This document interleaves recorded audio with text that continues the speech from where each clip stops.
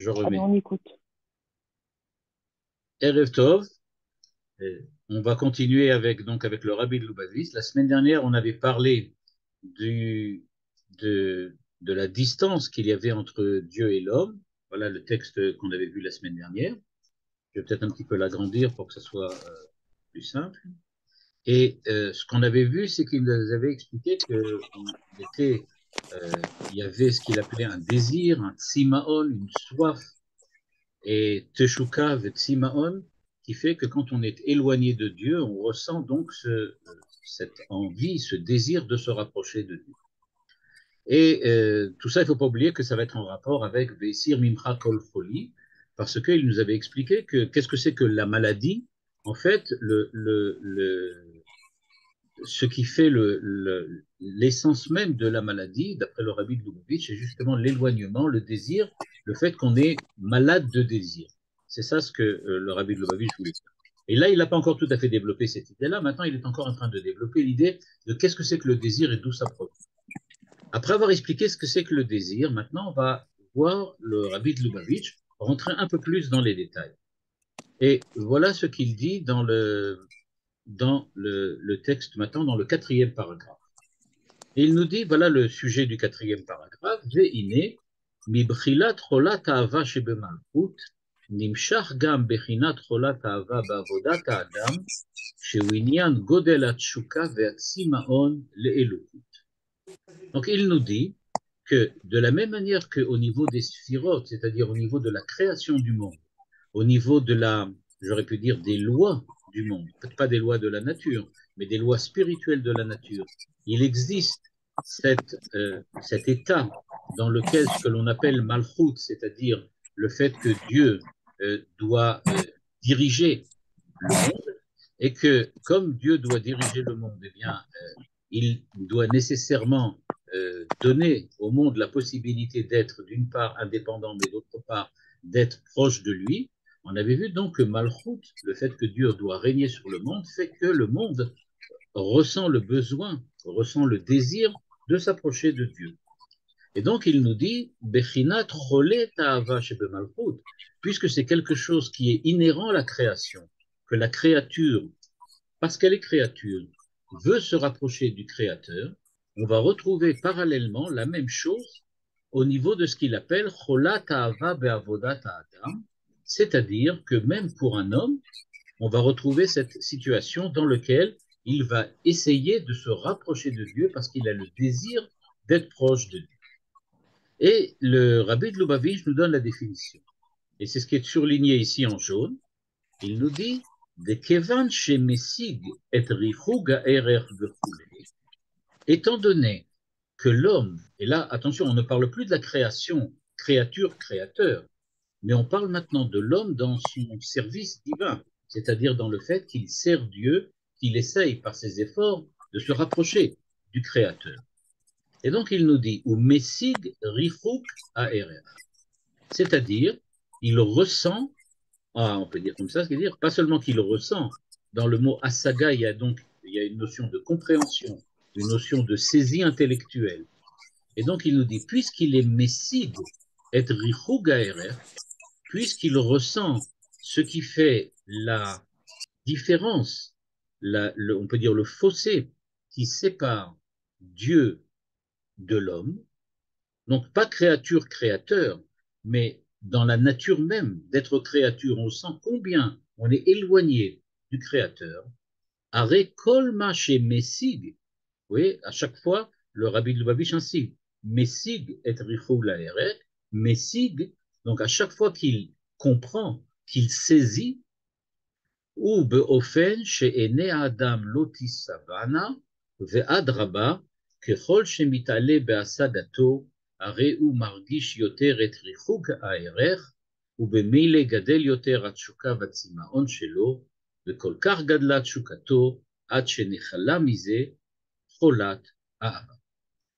Et donc il nous explique, puisque l'homme ressent l'énorme fossé qui le sépare du Créateur, qu'il est extrêmement éloigné, comme si Dieu n'avait pas le souci de lui, comme si Dieu ne se souciait pas de sa créature. Donc il se sent tellement éloigné et au point qu'à chaque fois qu'il pense à Dieu, il sent, comme il dit, il ressent, mais pas seulement au niveau du ressenti, mais au niveau de la compréhension, de la saisie intellectuelle, comme j'ai dit tout à l'heure. Et donc, il comprend combien Dieu est éloigné, grand par rapport à lui. Donc, plus il comprend que Dieu est grand, et plus il ressent combien lui est petit par rapport à Dieu, tout le désir et la soif qu'il a de s'approcher au point d'en devenir malade. Cholat Ahava. Donc, la maladie, c'est le fait d'avoir saisi, pas de ressentir. C'est pas un sentiment, c'est pas une passion. C'est quelque chose d'intellectuel. Donc, il dit, c'est le fait d'avoir compris, d'avoir saisi combien Dieu est différent de moi.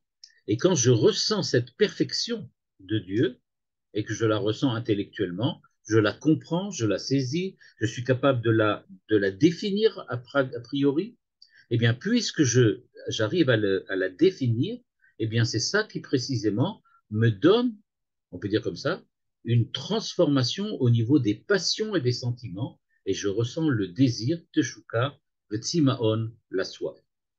Donc, il y a un passage entre le niveau intellectuel et le niveau passionnel, le niveau des passions.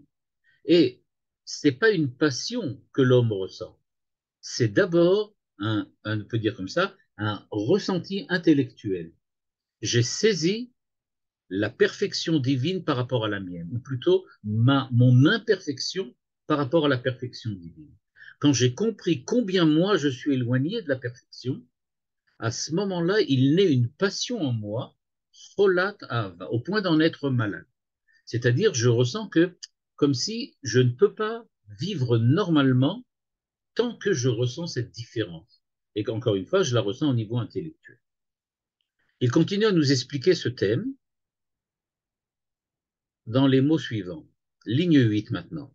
Vea inyan de ine yadua chez chole begematria memtet. Pourquoi on en devient malade? Qu'est-ce que la maladie? Eh bien, pour trouver le sens de la maladie, le rabbi passe par la gematria. Ça va lui permettre de faire un rapprochement, de faire un parallèle entre des thèmes, des concepts qui a priori sont différents, mais qui permettent, grâce à la gematria, de trouver qu'en fait il y a un rapport entre eux. Et donc il nous dit, Cholé begematria même tête, 49. Effectivement, si on fait la somme de 30 plus 8 plus 6 plus 5, on trouve 49. Et donc il nous dit 49, naturellement, traditionnellement, c'est les 49 Sha'are Bina. C'est-à-dire, nous dit-il, que c'est pas pour rien qu'on a parlé tout à l'heure qu'il faut saisir intellectuellement, comprendre, avoir une véritable clarté, que les choses soient clarifiées. C'est-à-dire que je comprenne combien je suis imparfait par rapport à Dieu. Eh bien, nous dit-il, ça vient du fait que en, tout se base, tout se fonde sur Sha'are Bina, sur les portiques de Bina. Bina, c'est la compréhension, l'intellect, la saisie, l'analyse. On dirait plutôt chez nous Bina en tant qu'analyse. Donc, on parle de 49 niveaux d'analyse, c'est-à-dire d'analyse réussie ici. On ne parle pas seulement de l'effort analytique, mais on parle de la réussite analytique, c'est-à-dire, on pourrait dire la persuasion, la certitude qui débouche, sur lequel débouchent, pardon, les 39 niveaux, les 49 niveaux de la BINA, de l'analyse, de l'intelligence. Et donc, nous dit-il, puisque cet homme a réussi à comprendre et à saisir la perfection divine par rapport à la sienne, des 49 niveaux de Bina qu'il y a, eh bien, a priori, il devrait être content. Il devrait être très heureux. Mais on sait traditionnellement que quand on parle des 49 Sha'are Bina, des 49 portiques de la Bina, c'est parce qu'on veut faire allusion au fait qu'il en manque un, le 50e, ce qui correspond par exemple au Shemitah Veyovel, comme l'année du Yovel. Vechaser lorak sha'aranun, et il lui manque donc le 50e portique. C'est-à-dire, plus tu arrives à monter sur les niveaux d'intellection, et plus tu te rends compte qu'il manque quelque chose. il y a un espèce de je ne sais quoi qui te manque. Et c'est vraiment un je ne sais quoi parce que je ne peux pas le saisir. Je n'arrive pas à le comprendre. Je n'arrive pas à le définir. Il reste pour moi un je ne sais quoi. De Jean Kelevitch dirait un presque rien. Quelque chose, mais qui fait l'essentiel. Un peu comme, c'est ce que Jean Kelevitch qui donne un exemple comme ça, il dit un peu comme quelqu'un voudrait dire le nom d'une personne qu'il a connue, il l'a au bout de la langue. C'est-à-dire, il y a un je ne sais quoi qui lui manque. C'est presque rien. Il connaît le nom, il va pouvoir le dire d'ici peu. Mais pour le moment, il n'y arrive pas. Et donc, il nous dit, il manque ce cinquantième, Velachen à la ligne 9, souligné, Nikra Cholé. C'est ça la maladie. La maladie, c'est pas les 49 niveaux qu'il a atteints. C'est le fait que grâce aux 49 niveaux qu'il a déjà conquis, il se rend compte que l'essentiel se trouvait dans le cinquantième. C'est-à-dire que quelqu'un qui comprend rien à rien, quelqu'un qui tout simplement n'a pas étudié, ou bien même s'il a étudié, ses capacités intellectuelles ne lui permettent pas de développer une véritable compréhension, une véritable certitude. Eh bien, il n'a pas compris, c'est pas grave. Mais ici, on parle de quelqu'un qui, oui, a investi énormément d'efforts, qui a réussi à s'élever. Il a donc réussi à s'élever jusqu'au 40e, au 49e niveau, c'est pratiquement le niveau maximum. Et au moment où il arrive au 49e, il se rend compte que tous ses efforts ne lui ont permis que de découvrir que le 50e niveau n'était pas là, qu'il lui manquait le 50e. C'est-à-dire, donner un exemple, j'étudie quelque chose en mathématiques, supposons, je ne sais pas, moi, les coniques, et donc j'étudie les coniques en mathématiques. Tout ce que j'étudie me montre, en fin de compte, que l'essentiel, par exemple, la définition de ce que ça veut dire une conique, il me manque. Je ne sais pas. C'est grâce à cela que je suis arrivé. C'est-à-dire que ce n'était pas vain, ce n'était pas quelque chose d'inutile. J'ai véritablement investi des efforts qui m'ont permis de découvrir que tous les efforts que j'ai investis ne m'ont pas apporté la véritable solution. La véritable solution, elle est encore au-delà de ce que je cherche. C'est le je ne sais quoi, le presque rien dont parlait Jean Kelevitch. Et donc il nous dit, c'est pour cela qu'il est appelé Cholé. Et c'est pour ça qu'il est malade. Il est malade parce qu'en fait, il lui manque quelque chose. Il lui manque ce cinquantième portique. Qui, ligne 9, Agam shememtet sharebina ou inyan na'ala bigdusha. Il nous dit, mais c'est très important, c'est quelque chose, c'est un niveau exceptionnel. Quelqu'un qui est arrivé à une telle saisie intellectuelle de la présence de Dieu et de sa présence à Dieu. Zeu tachlit ha'ilui she'efshar liot begilu el alidei avoda milemata lemala. C'est vraiment le maximum qu'on puisse faire, ces 49 niveaux-là. Mais pourtant, Mikol Makom, en bleu maintenant, Liot shechaser lo sha'ar hanun, הגם שיש לו מ"ט שערים, וגם מאיר לו הערת שער הנון כמו שנמשכה במ"ט שערים, שזהו עניין הערת החוכמה בבינה, בחינת חכן בבינה, מכל מקום, היות וחסר עצם שער הנון, הרי הוא בחינת חוכמה. Et donc le rabbi insiste en disant, ne crois pas que c'est inutile. Non seulement c'est pas inutile, mais c'est ça le maximum que tu peux faire. Et même, tu peux arriver à un niveau plus haut que les 49, mais qui n'est pas le 50e. Qu'est-ce que c'est que ce niveau-là? C'est un niveau intermédiaire. Le 50e portique serait la saisie de Dieu, la saisie pardon, de la présence de Dieu, à tel point que tu reconnais avec certitude qu'il est présent à toi.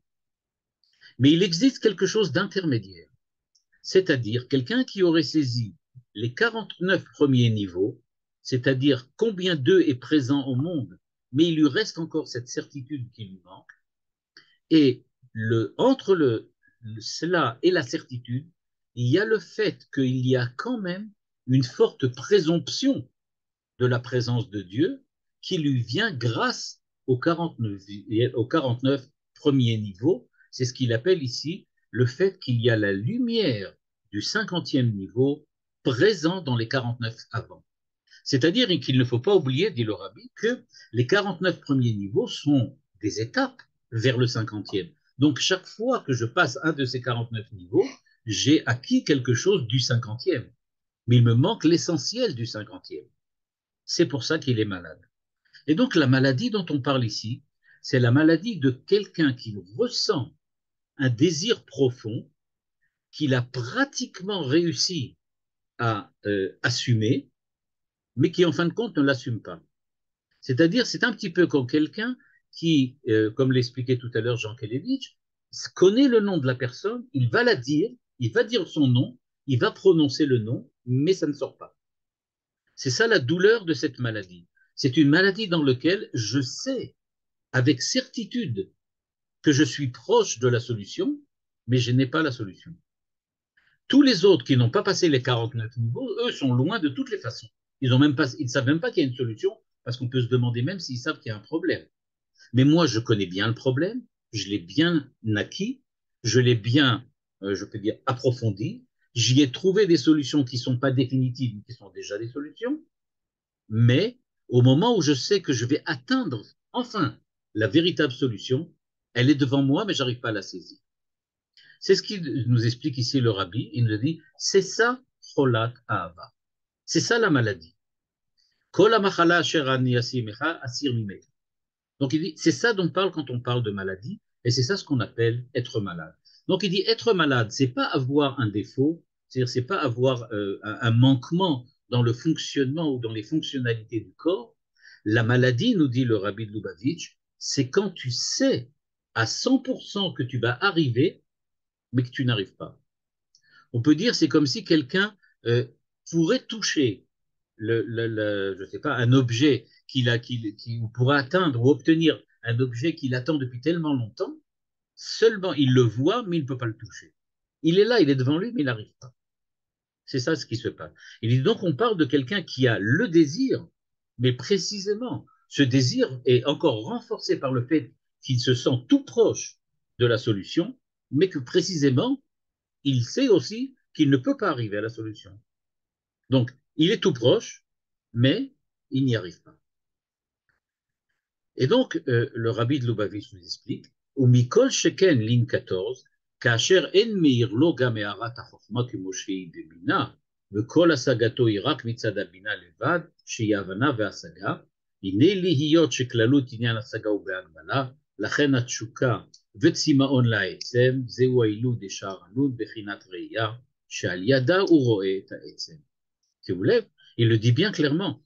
Il dit il s'agit de voir la solution, de voir véritablement la présence de Dieu. Quand on parle de la voir, c'est-à-dire d'en avoir la certitude, d'être sûr qu'elle est là devant moi, d'en être persuadé au point qu'il n'y a pas de doute, comme quelqu'un qui voit quelque chose, et quand il voit, il n'y a pas de preuve à apporter. Je n'ai pas besoin de prouver l'existence de quelque chose que je vois. Donc il est là, il est devant moi. Donc j'ai la présence de Dieu, je suis proche de lui, et grâce à cela, c'est le Sha'ar Hanoun, c'est le 50e portique, et grâce à cela, il y a donc une relation, un contact permanent entre moi et lui. Mais maintenant, je ressens au contraire le fait qu'il est éloigné. Ve'ad Rabba, nous dit le rabbi à la ligne 18, que Chol Shemesig Yoter, Are ou Margish Yoter et Rikoko Me'aetzem, Sha'etzem le Mala Legamre, Mikol Adibu. Il nous dit, et au contraire, le véritable problème, c'est précisément que plus je sais et plus je ressens l'éloignement. C'est-à-dire que tant que je ne savais pas, je pouvais imaginer Dieu, je pouvais imaginer la présence divine, je pouvais imaginer le fait que Dieu se tourne vers moi comme le cas d'un homme que j'aime et qui se tourne vers moi et qui accepte de me rencontrer et qui accepte de me parler ou de m'expliquer quelque chose. C'est-à-dire, j'aurais pu lui attribuer toutes sortes de qualités anthropomorphiques. Et donc, j'aurais pu lui donner une dimension humaine. Mais ce qui se passe, c'est qu'en donnant la dimension humaine, comme certains, par exemple, qui, quand ils pensent que Dieu aime quelque chose, c'est comme moi j'aime. Ce que le Rambam, Maïmonide, dans Moré Nevuchim, et remet en cause tout de suite, dès le début de son livre. Et donc, on pourrait effectivement, quelqu'un qui ne connaîtrait pas, pourrait effectivement ressentir que plus je connais Dieu et plus je m'approche de lui, parce qu'il voit Dieu comme un homme, comme un être humain, comme quelque chose de matériel, comme quelque chose qui fait partie de son monde. Mais celui qui véritablement évolue et monte et s'élève grâce aux différents niveaux de la Bina, c'est-à-dire qu'il a une compréhension et une saisie intellectuelle de plus en plus profonde de la présence de Dieu, nous dit le Rabbi, il sait et il ressent vraiment mardish yoter. Il s'agit maintenant de passion, de sentiment. Il a le sentiment de son éloignement, le sentiment de la distance. La distance est d'autant plus grande qu'il sait et il comprend qu'il est précisément en train de découvrir comment et pourquoi Dieu est proche de lui. Et donc, nous dit-il, c'est à ce moment-là que le véritable problème se pose. Le problème donc ne se pose pas celui qui ne comprend pas ou qui ne sait pas ou qui n'a pas du tout, qui n'est pas du tout dans le monde de cette saisie intellectuelle. C'est pas pour rien que Chabad, Chochma, Bina, Vedat s'appelle Chabad. Parce que leur chassidoute n'est pas une chassidoute du sentiment. Au départ, les sentiments, on l'avait vu quand on avait étudié le Tanya, les sentiments sont dominés par l'intellect. C'est-à-dire que pour le rabbi de Lubavitch et pour les Lubavitch dans leur ensemble, c'est d'abord par une compréhension, par une saisie, par une intellection de la présence de Dieu que l'homme peut véritablement s'élever et se rapprocher du Créateur. Et tant qu'il n'y a pas véritablement cette saisie intellectuelle, il manque quelque chose. Passer par le sentiment, dit le rabbi, ça ne peut être que la conclusion. C'est quand j'en arrive, après avoir tout compris, après avoir pratiquement tout compris, parce qu'il me manque toujours le 50e portique, après avoir pratiquement tout compris, eh bien, il ne me reste que la possibilité de la douleur de ressentir un désir immense parce que j'ai tout compris, ou presque, et que précisément je sais que ce que je n'ai pas encore compris, c'est précisément l'essentiel de ce qu'il y a à comprendre. Et c'est pour ça, nous dit-il, par exemple, que c'est très connu que le Admor Azaken a dit Mili Bashamaim, et il disait sur ce verset qu'il ne veut rien d'autre que Dieu. Il avait donc un désir d'être proche de Dieu, un amour pour Dieu, et donc il est malade d'amour pour Dieu. Le problème est, avant d'avoir atteint ce 50e niveau, et pour atteindre ce 50e niveau, qu'est-ce qui reste à faire? Allez, j'ai tout compris. J'ai investi tout ce que je pouvais comme effort. Maintenant, grâce aux 50, aux 49, pardon, portiques de la Bina, donc de l'intellect, je suis arrivé au maximum de ce qu'on peut comprendre. J'ai même compris que l'essentiel n'est pas encore, je ne l'ai pas encore acquis. Alors, qu'est-ce qu'il me reste à faire maintenant? Qu'est-ce que je peux faire? Eh bien, nous dit le rabbi, à Etzal et Tsimaon Azeh, c'est Samchuni ba'ashishot, Rapeduni batapukim, Ticholat Ahava Ani. Shira Shirim. Qu'est-ce que ça veut dire Samchuni ba'ashishot, Rapeduni batapukim? Ashishot, dit le rabbi, ligne 23 en bleu, ou Ma'achal. C'est quelque chose qu'on mange. Tapouach ou Réach.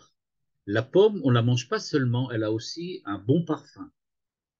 Et donc, nous dit le rabbi de Lubavitch, le manger et, c'est-à-dire la nourriture, pardon, et c'est le hachishot, et le parfum tapuchim, c'est ce qu'on appelle Torah ou mitzvot ve'avodat atshuva.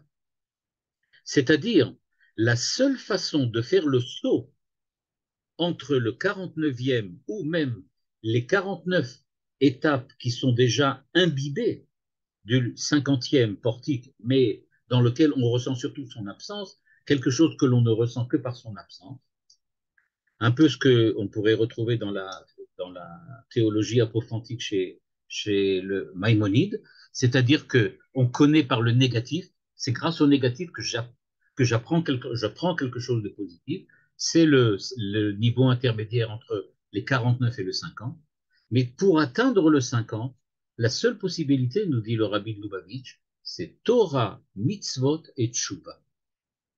C'est-à-dire que, aussi paradoxal que ça paraisse, c'est précisément des choses simples, ou en tout cas des choses qu'on peut acquérir de manière simple, qui vont permettre à chacun d'entre nous de nous rapprocher de Dieu et de faire ce saut entre le 40e niveau et le 50e.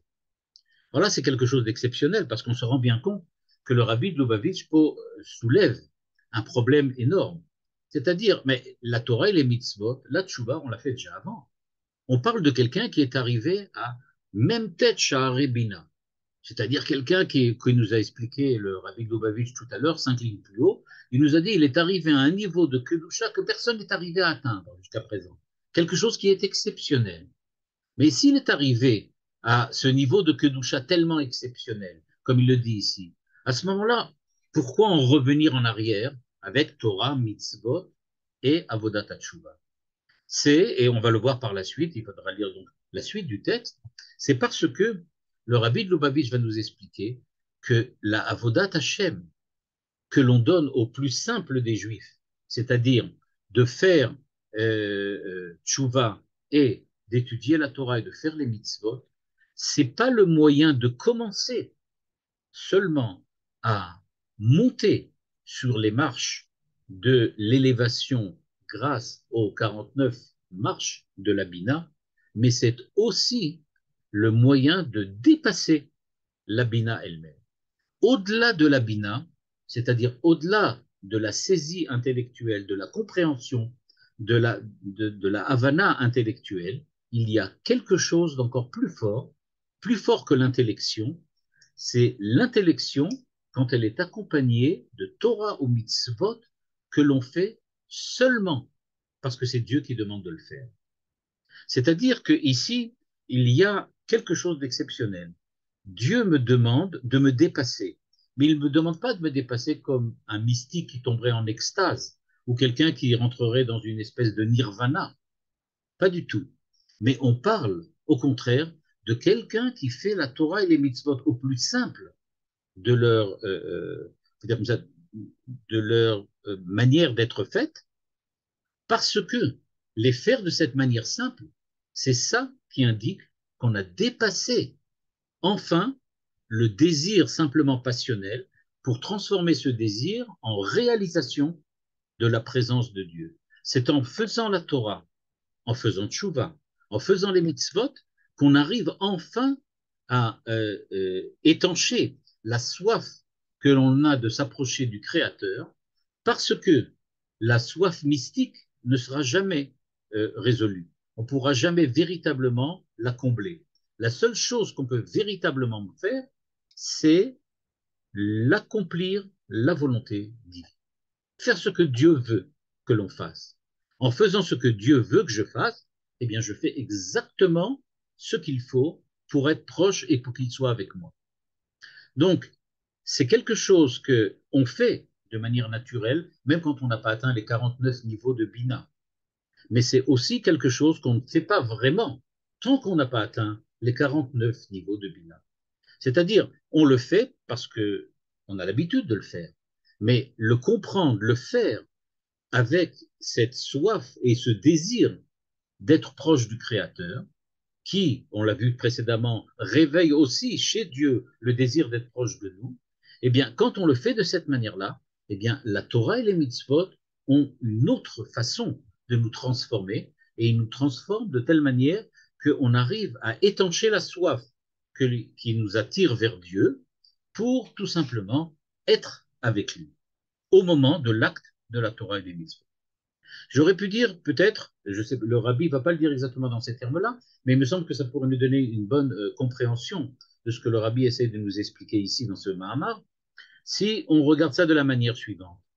Torah, mitzvot et ce qu'il appelle ici la avodat tshuva, donc c'est-à-dire l'étude de la Torah, l'accomplissement des mitzvot et le fait de se repentir, c'est un premier pas à faire indispensable pour être en présence de la présence de Dieu. Mais pour être en présence de Dieu lui-même, il faut déjà être en présence de la présence de Dieu. Et à ce moment-là, en faisant encore une fois Torah, mitzvot et tshuva, on pourra aussi être proche de Dieu lui-même. Le problème ici, c'est de passer de la présence de Dieu dans le monde à Dieu lui-même. Et être en présence de Dieu lui-même, pas simplement être face au fait qu'il est là, c'est quelque chose que l'on fait toujours avec la Torah et les mitzvot qui nous ont aidés au début, mais au début, ce n'était que les moyens de s'approcher de Dieu, et maintenant, c'est la présence de Dieu elle-même. Dieu est présent justement dans l'acte de Torah et des mitzvot et de tshuva que nous accomplissons. Il ne s'agit plus simplement des moyens de commencer à défricher, on peut dire, l'esprit humain et de le permettre d'évoluer et de saisir intellectuellement qu'il est en fait face au Créateur, mais c'est véritablement lui donner la présence du Créateur en tant que tel, c'est-à-dire le Créateur lui-même. Alors, cette idée-là, on peut la retrouver aussi dans un autre texte du Rabbi de Lubavitch, aussi à peu près des mêmes années.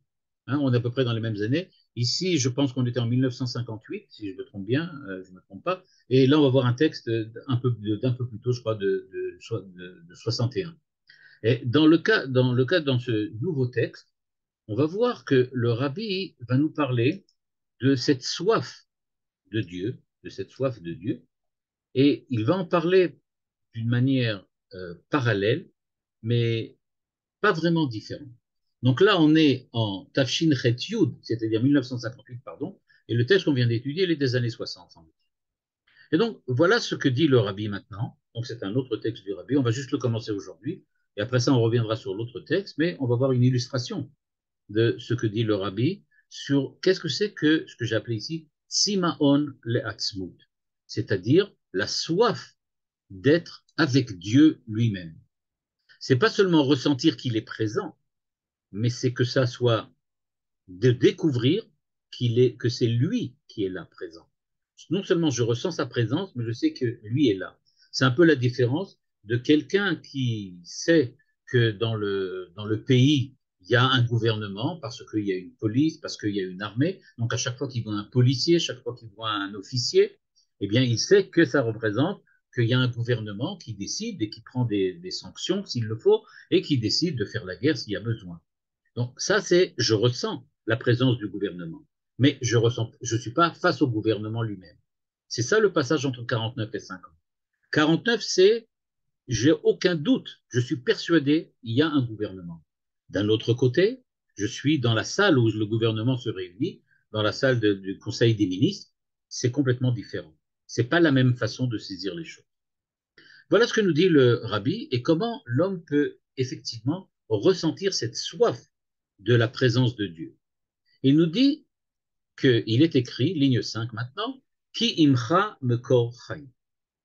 Avec toi, grâce à toi, il y a mekor chayim, la source, l'origine de la vie.